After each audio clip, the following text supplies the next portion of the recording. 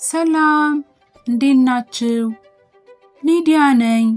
በየጊዜው በዚህ ቻናል ከምንወደውና ከታላቁ መጽሐፍ ቅዱስ የተለያዩ ታሪኮችን ለእናንተ ነግራችኋለሁ።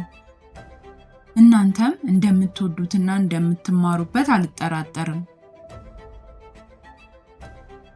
ዛሬ ስለ ኃጢአት ጅማሮና የኃጢአት ውጤት እንማራለን። እግዚአብሔር በዓለም ያለውን ሁሉ ነገር ፈጠረ። እኛንም እጅግ በጣም ይወደናል። አንዳንድ ጊዜ እግዚአብሔር የሚነግረንንና የሚያዘንን ነገር አንሰማም። ይህን ነገር ኃጢአት እንለዋለን። እንግዲህ ኃጢአት እንዴት እንደተጀመረ፣ ውጤቱ ምን እንደሆነ በዛሬ ቪዲዮ የምነግራችሁ ይሆናል።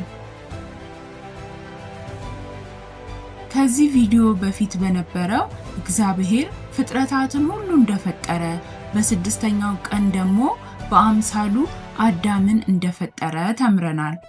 የዛሬው ታሪክ ከዛ የሚቀጥል ይሆናል። እግዚአብሔር አዳምን ከፈጠረ በኋላ አዳም ብቻውን ይሆን ዘንድ መልካም እንዳልሆነ አሰበ። በአንዱም ቀን በአዳም ላይ ከባድ እንቅልፍ ጣለበት። ከጎኑ አጥንት በመውሰድ ሔዋንን ፈጠረ። እነሱ በጣም ቆንጆ ቦታ ውስጥ አኖራቸው። ልጆች፣ ይህ ቆንጆ ቦታ ምን ይባላል? ይህ ቦታ ኤደን ገነት ይባላል። በገነት ውስጥ ብዙ ጣፋጭ ፍሬ ነበሩ። እግዚአብሔር አንድን ትእዛዝ ሰጣቸው። በገነት ካለ የዛፍ ፍሬ ሁሉም መብላት ትችላላችሁ፣ ነገር ግን ከአንድ ዛፍ ፍሬ ብቻ አትብሉ አላቸው። ከዕለታት በአንዱ ቀንም እባብ ለሴቲቱ አላት፣ ሞትን አትሞቱም። ከእርሷ በበላችሁ ቀን ዓይናችሁ እንዲከፈት እንደ እግዚአብሔርም መልካምና ክፉን የምታውቁ እንድትሆኑ እግዚአብሔር ስለሚያውቅ ነው እንጂ አላት። እባብም ከጊዜው በተፈጠሩ ፍጥረታት ሁሉ እጅግ ተንኮለኛ ነበር። ሴቲቱም ዛሬ ለመብላት ያማረ እንደሆነ፣ ለዓይንም እንደሚያስጎመጅ፣ ለጥበብም መልካም እንደሆነ አየች። ከፍሬውም ወሰደችና በላች። ለባሏም ደግሞ ሰጠችው፣ እርሱም ከእርሷ ጋር በላ። እነሱ እግዚአብሔርን አልሰሙትም። ኃጢአት አዳምና ሔዋን በእግዚአብሔር ትእዛዝ መታዘዝ ሲተዉ ጀመረ። ይህ ክስተት በክርስቲያናዊ ትምህርት የመጀመሪያው ኃጢአት ወይም የአዳም ውድቀት ተብሎ ይጠራል። ከዛ በኋላ ሰው በእግዚአብሔር ተለየ፣ መከራና ሞትም ወደ ዓለም ገባ። በመጽሐፍ ቅዱስ ክፍል በዘፍጥረት ምዕራፍ 3 ቁጥር 14 እስከ 24 አዳምና ሔዋን የእግዚአብሔርን ትእዛዝ ባለመጠበቃቸው ምክንያት እግዚአብሔር ያዘዘውን እንመልከት።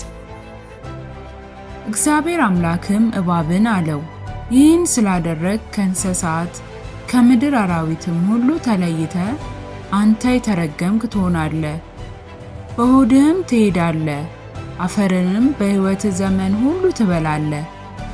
በአንተና በሴቲቱ መካከል በዘርህና በዘሯ መካከል ጠላትነትን አደርጋለሁ። እርሱ ራስህን ይቀጠቅጣል፣ አንተም ሰኮናውን ትቀጠቅጣለህ። ለሴቲቱም አለ፣ በፀነስሽ ጊዜ ጭንቅሽ እጅግ አበዛለሁ፣ በጭንቅ ትወልጃለሽ፣ ፈቃድሽም ወደ ባልሽ ይሆናል፣ እርሱም ገዥሽ ይሆናል። አዳምም አለው፣ የሚስትህን ቃል ሰምተሃልና ከእርሷ እንዳትበላ ካዘዝሁ ዛፍም በልተሃልና ምድር ከአንተ የተነሳ የተረገመች ትሁን። በሕይወት ዘመንህ ሁሉ በድካም ከእርሷ ትበላለህ። እሾህና ሜኬላን ታበቅላለች፣ የምድርንም ቡቃያ ትበላለህ።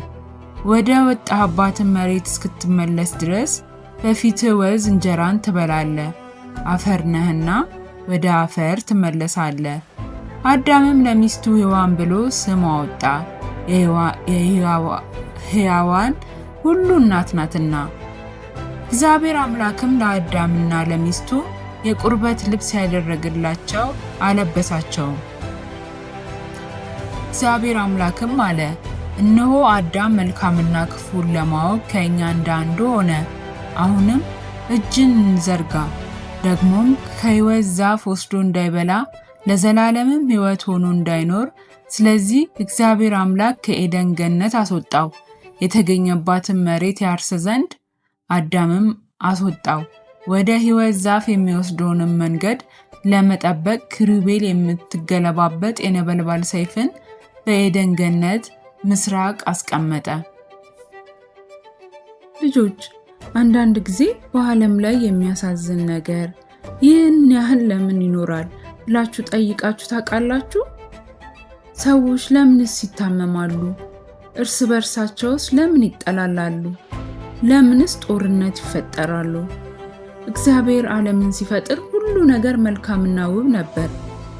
ነገር ግን በዓለም ላይ የነበሩት መልካምና ውብ ነገሮች ብዙ ጊዜ አልቆዩም፣ አሁንም የሉም። ሕመም፣ ሐዘን፣ ጦርነትና መገዳደል በዓለም በብዛት ይታያል። ነገሮች ለምን እንደዚህ ተበለሻሹ? ልጆች፣ ለዚህ ምክንያቱ ሰዎች ለእግዚአብሔር ሕግ አለመታዘዛቸው ነው። ሰዎች ኃጢአትን በመስራት የእግዚአብሔርን መልካም ፍጥረት ሁሉ አበለሻሹት። እግዚአብሔርንም ለመታዘዝ ባለመፍቀዳቸው ምክንያት ሁለቱም ሰዎች ኃጢአትን አደረጉ። እግዚአብሔርም ኃጢአትን በመስራታቸው አዳምና ሔዋንን የአትክልት ስፍራውን ለቀው እንዲወጡ አደረገ። ምድርም እሾህና አረም እንደምታበቅል ተናግሯል። አዳምና ሔዋን ስቃይና ሞት ደረሰባቸው፣ መድከምም ጀመሩ።